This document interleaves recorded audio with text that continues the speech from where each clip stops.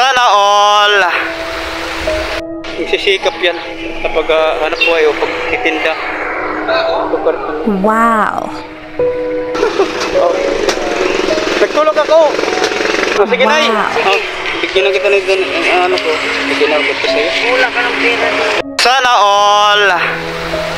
Wala yan. Ito lang yan. Wow. Tingnan mo na yan. Kasi yan sa Balton Market. Yung part 1 na-upload na natin yung kay nanay. Yung si nanay na inabandon ng mga anak doon sa Taytay. So, panoorin na lang ang mga buong video at na-upload na natin doon sa Taytay at bagong upload natin sa YouTube at na-upload pa rin natin sa ating Facebook page. So, panoorin na lang ang buong video. So, ito ating intro sa ating Facebook page at ito ang ating intro sa ating YouTube channel. Mariis Berba Cosides Vlog.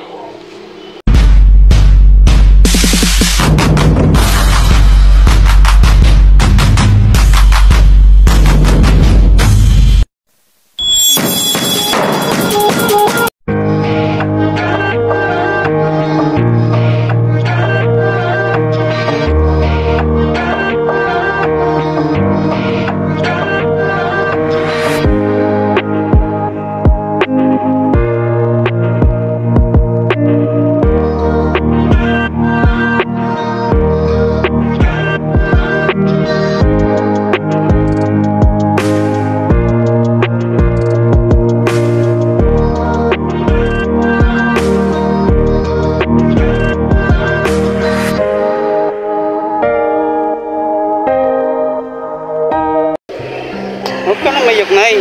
Sige lang, Nay. Pag ano tayo, Nay, magano namin organisasyon kami, Nay.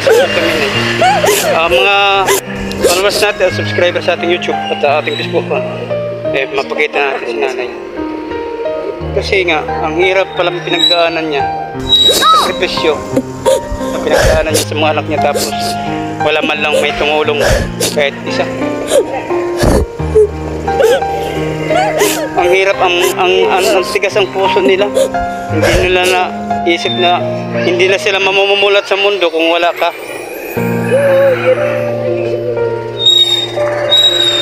Hindi sila magtatagumpay mag-abroad kung wala ka rin. Akala nila ganun lang kasimple. Mabuti nga may Kanya-kanya isa-isa sila nagbibigay ng kailangan ko. Buhay ko, hindi ako makapagpag. Baka nasira ako. Oh my tama din yan. God. Sumabay sa hirap ng buhay. Isisikap yan kapag hanap buhay o pagtitinda.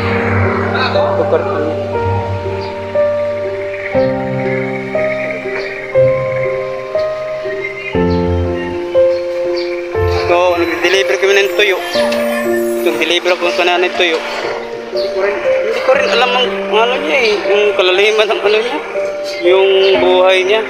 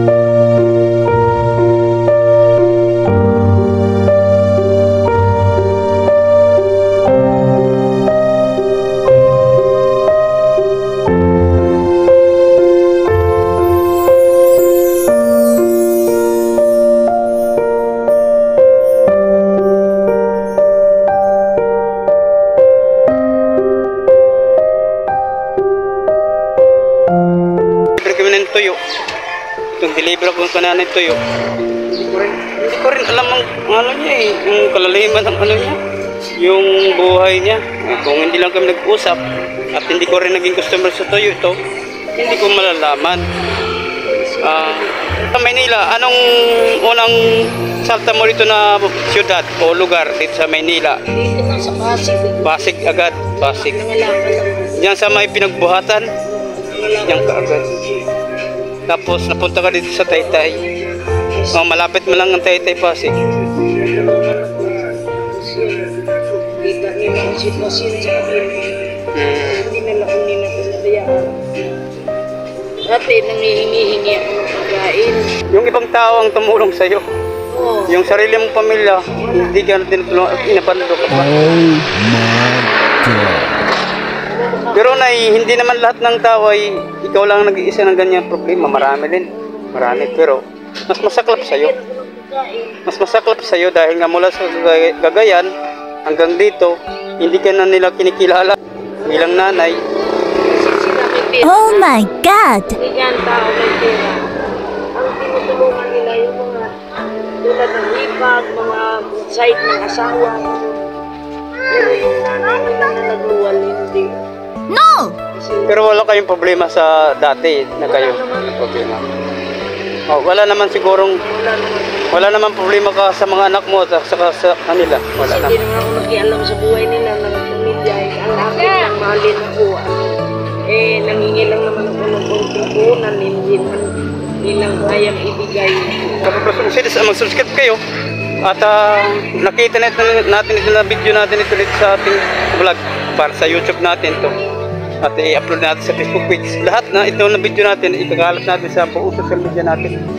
I-upload natin to para makita at matulungan po natin si nanay kasi ang kwento niya ay katotohanan po yan.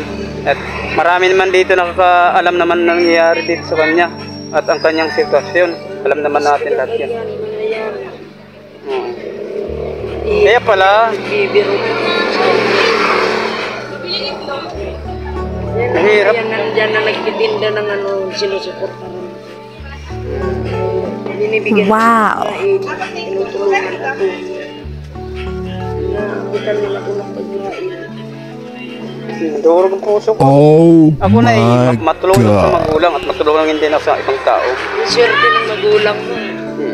Dami ka magkapatid rin, pero ang akin wala magtitinda ng tuyo. Tinda ko ng tuyo hanggang nag-vlog na ako. Tapos marami na rin kami natulungan ng mga matatanda. Mga Sana ipagpatuloy niya. Kasi hindi kasi magtulungan. Ilan mga tao dito? dito na nag-vlog rin ako dito ng Pilay. Bata, diyan nakatira. Nag-vlog ako dito.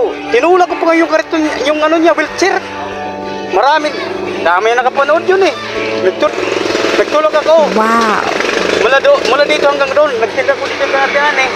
Tulog ako doon, ang layo. Basta nanakitang pa ako. Kasi nga, ano rin siya, PWD. Pilay ang anyo, dalawang paan niya. Pero minsan, komedyante rin yun eh. Pangalawa ko siyang vlog. Bata na yun. Namamalis, makulit rin yun eh, makulit. No! Makulit din nga na bata na yun. Pero, sa kwento mo yan, Nay, ay katotohanan talaga yan. So ngayon, Nay, ito, Nay. Tulad ko man ito nakakariton. Lagi man ko nandito, Nay, kasi nagde-deliver ako ng tuyo. Naglalako mo ng tuyo. Lagi man kita magkikita. Kung wala ka namang pera, No, wala rin kabulan ang pag-isipag natin pag wala kang kailangan masipag ka. Masipag nga kung wala naman tumutulong, wala naman. lalo dito sa Manila kapag ganyan, wala kang ipupuhunan, wala rin mapupunta ng pagsisipag. Kailangan may puhunan talaga yan para makasurvive sa araw-araw. Ito baka binibigyan na ng pagkain yung ginagawa ko kasi wala mo pagkain kung hindi ako magsipag. No! Sino ano sa akin? Kailan nila ako binibigyan dahil masipag ako. Dahil sa... Sige, Nay. Sige. Bigyan na kita ng ano ko. Bigyan na kita sa'yo. Sana all. Wala ka ng pera. Wala yan. Ito lang yun. Kailangan Iyan mo na yan. Kasi yan, Bibili ko wala na pa ng yan. kanin. kailangan na ano natin yan na ikaw matulungan ka ng DSWD ng probinsya ng Rizal o dito sa barangay San Juan. Panonood natin na katatapos ko lang na video, nabigyan natin si nanay ng konting tulong lang. Sana all! Wow. Kasi nga, lapang mga tayong sweldo at hindi pa tayo nakaabot ng 1,000 subscribers sa ating YouTube channel. So maraming salamat sa panonood natin at maraming salamat sa mga OFW na nagsubaybay sa ating mga social media account, sa Facebook account, Chupilo Junior Berbo Junior, sa ating Facebook page, Bariis Berboxes Vlog, sa ating YouTube channel, Bariis Berboxes Vlog, at lahat na ating social media account ay ating supporter. So maraming salamat po sa pagsuporta sa mga OFW at dito sa ating mga Pilipino. Mag-ingat-ingat po tayo, safety at ligtas, at magtikumpay tayo sa larangan ng social media at sana naman ang ating katahakin, ang ating buhay sa larangan ng profesyon na katahakin natin. Kung tapos na kayo mag-aaral, mag-make kayo para makapagtrabaho sa inyong inapos na kurso. So hanggang sa muli, sana tayo sa lapalap ng tigtik at dito sa ating bansang Pilipinas. God bless! Bye-bye!